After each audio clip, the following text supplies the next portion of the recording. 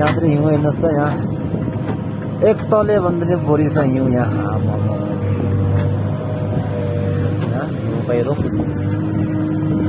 अनि हावा उडिरहेको छ माथितिर आमा बेसी चिसो छ हिजोभन्दा आज चिसो छ गाइसहरू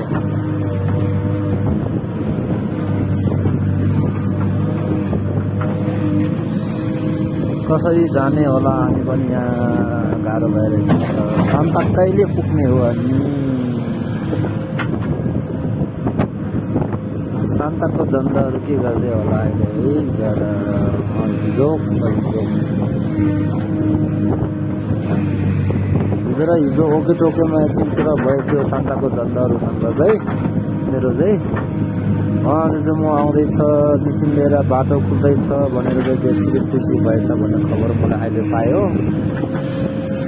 अब यहाँ हिउँ यसो छ म कसरी जाने होला भनेर मलाई चाहिँ यहाँ बेसी चिन्ता भइरहेछ चिन्ता लागिरहेको छ